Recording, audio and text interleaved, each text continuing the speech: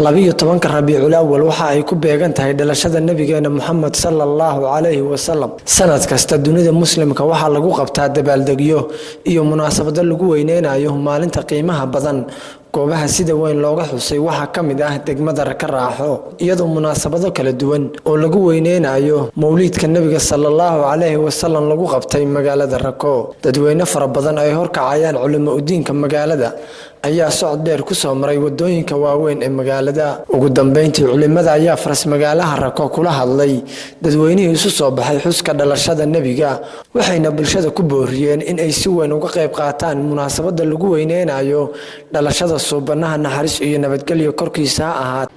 ilaahay soo keenay ayaa mahad leh mar koowaad iyo mar labaad iyo mar saddexaad kulliba ilaahay baa mahad leh.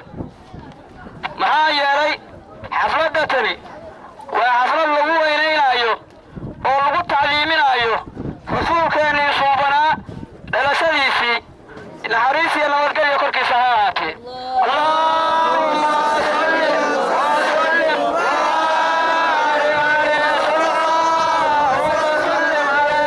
dhalashada mawlidka inay bannaan tahay iyo diintu waxay ka qabtayaan waxay ka taabanaynaa iyo bisha Rabiicul Awwal 12 in nabiga la ziyaaro jinaadu bi mawlidi nabiy sallallahu alayhi wa sallam.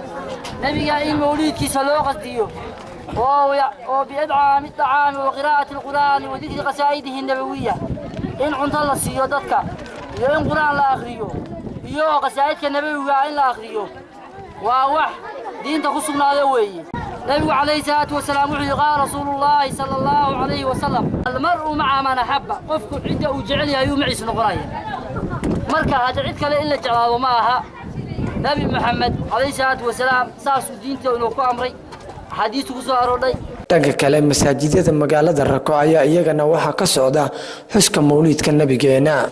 قال الله تعالى في كتاب العزيز القرآن كسوح كله هي ورفعنا لك ذكرك نبي محمد waxaanu kor yeelay digriga ayaanu kor yeelay marka maanta oo tahay bisha Rabiicul Awwal 12 ayna tahay taariikhdii nabi Muhammad alayhi salaatu wasalaam way maanta nabigu wuxuu yiri alayhi salaatu wasalaam almar'u ma'a man habba waxa weeye maalinta qiyaame qofku ninkii uu jecel yahay buu macisa hanaya annaguna waxaanu nahay kuwa jecel nabigoona Muhammad sallallahu alayhi wasallam inuu noqdo kuwa shafaaca qaaday.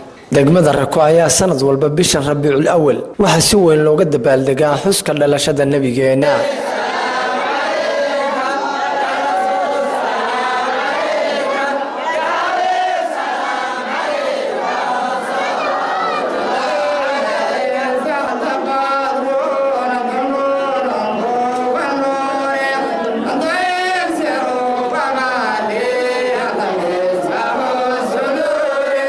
محمود يوسف عامر راديو تي في دولة بنتلان دقمة Rakaraaxo.